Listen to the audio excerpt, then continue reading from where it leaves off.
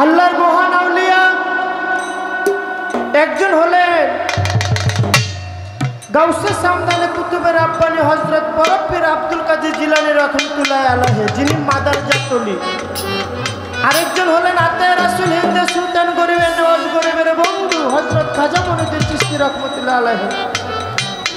আমার বড় পীর সে মায়ের গর্ভ থেকে 18 পারা কোরআন শরীফ মুখস্থ করে তারপরে দুনিয়ায় ভূমিষ্ঠ হয়েছে। সুবহানাল্লাহ। সেই বড় পীর গাউসে পাক আমার বড় পীরের দরবারে এক ভক্ত সে 12 বছর গোলামি করে। 12 বছর গোলামি করে। এই 12 বছরের ভিতরে কত ভক্ত এসে বড় পীরের কাছে মুরিদ হইল, বড় পীর তাকে আউলিয়া বানাই দিল, সে চলে গেল। আর যে 12 বছর গোলামি করে ডাক দিয়ে কয়, বাবা আমি আপনার দরবারে 12টা বছর গোলামি করলাম, কত মানুষকে আপনি আল্লাহর ওলি বানাই দিছেন, আপনি তো আমার কিছু দিলেন না, আপনি আমার কিছু দেন। বড় পীর কয়, বাবা রে তোমারে যা কিছু দেওয়ার আমি অনেক আগে দিয়ে দিছি, এখন আর দেওয়ার মতো কোনো কিছু আমার কাছে নাই। আচ্ছা বাবা, যে ব্যক্তিরে আপনি দিলেন সে যদি পায় সে তো অবশ্যই জানবে আমি জিনিসটা পাইলাম। ভক্ত কয়, সবাই আউলিয়া বানাই দিলেন, আমারে কিছু দিলেন না, আমারে আবার কোন যা কিছু দেওয়ার দিয়ে দিছি, আমি তো কোনো কিছু পাই নাই। এইভাবে কিছুদিন চলে গেল।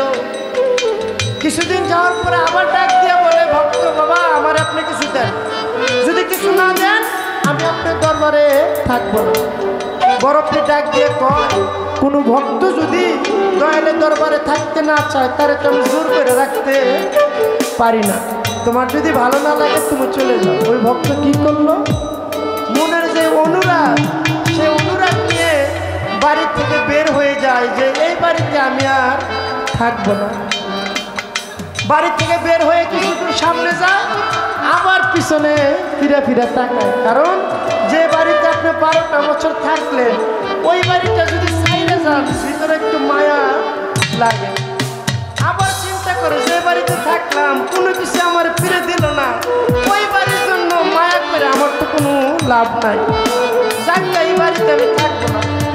আবার একটু দূরে যায়, আবার পিছনে ফিরে ফিরে তাকায়, মনের ভিতরে একটা অনুরাগ হয়ে গেল। মনে মনে পাহাড়ে যেই বাড়িতে আমি থাকলাম, যে বাড়িতে এতটা বছর কাটাইলাম, ওই বাড়ি থেকে আমি কোনো কিছু পাই নাই। আল্লাহ, যেই বাড়ি থেকে আমি কিছু পাই নাই ওই বাড়িটা যদি আগুন লাগে পুড়ে যেত আমার মনে খুব শান্তি লাগে। বাবা এই কথা খালি মনে মনে কইছে, পিছনের দিক চাইয়ে দেখে বড় পীরের বাড়িতে ধাউ ধাউ করে আগুন লাগে গেছে। ওই ভক্ত চিৎকার মেরে উঠলো, হায় হায় রে, কার এত বড় সাহস বড় পীরের বাড়িতে আগুন লাগাইলো। ওই ভক্ত গিয়ে বলে, বড় পীর আপনি তাড়াতাড়ি বের হন, আপনার বাড়িতে আগুন লাগছে, আপনি তো পুড়ে যাবেন। বড় পীর কয়, আমি পুড়লে তোর কি? বাবা আপনি বের হন না, আপনার নামের জন্য তো আগুন পানি হয়ে যায়, আপনি বললে তো আগুন নিভে যায়। ওই বড় পীর ডাক দিয়ে কয়, বাবা রে এই আগুন নিবানোর মতো ক্ষমতা আমার নাই। কথা হলে কি আগুন লাগাইছে? ওই যে আগুন লাগাইছে ওই পারে একমাত্র এই আগুন নিবাইতে। সারা বাড়ির চারিপাশ দিয়ে দৌড়ায় আর দেখে কোনো মানুষজন নাই। ওই ভক্ত মনে মনে কয়, আমি ছাড়া তো এখানে কেউ নাই। আমি যাবার মনে মনে কইলাম আগুন লাগতে, আবার কি আমার কথায় লেগে গেল। ডাক দিয়ে বলে, ওরে আগুন তুই যদি আমার কথায় লেগে থাকস আমি হুকুম দিচ্ছি আগুন তুই নিভা যা। সাথে সাথে আগুন নিভে গেল। বড় পীরের কাছে গেছে, বড় পীর হাসে, কয় কিরে বাবা কোনো কিছু পাইছ? ওই ভক্ত কয়, বাবা আমি কোনো কিছু যদি নাই পাইলাম, আমার কথায় আগুন লাগে, আমার কথায় আগুন নেবে, আমি আপনাকে বুঝতে পারি নাই। বড় পীর ডাক দিয়ে বলে, বাবা রে তুই যেদিন থেকে আমার হাতে হাত রেখে বায়াত গ্রহণ করেছিস সেদিন থেকে আল্লাহর ওলির খাতায় তোর নামটা লিখে দিয়েছে। সুবহানাল্লাহ। তুই যে আমার কাছে কোনো কিছু চাস, আমি তোরে বলছি যা দেওয়ার অনেক আগেই তোরে দিয়ে দিছি। তাই বাবা যারা পীর মুর্শিদ আল্লাহর ওলি দয়াল বাবা লতিফ শাহ, আল্লাহর ওলি দয়াল বাবা কাদির শাহ, দয়াল বাবা জিয়া ভান্ডারী, তাই ওই বাবা পীরের কাছে কখনো চেয়ে কোনো কিছু কখনো পাওয়া যাবে না। আপনি সেবা করলে অবশ্যই আপনার দয়াল আপনাকে দিবে। জোর করে কখনো কোনো কিছু চেয়ে পাওয়া যাবে না। তাই বলা হয়েছে যত করবি চালাকি তত বুঝবি জ্বালাকি। ওরে জোর করিয়া বুঝতে গেলে তার ঘটে মরণ জ্বালা। হায় হায় জোর করিয়া বুঝতে গেলে তার ঘটে মরণ জ্বালা। কে বুঝতে পারে আমার পীর মুর্শিদের খেলা, আমার লৌকিক বাবার খেলা। কে বুঝতে পারে আমার কাদির শাহ বাবার খেলা, আমার জিয়া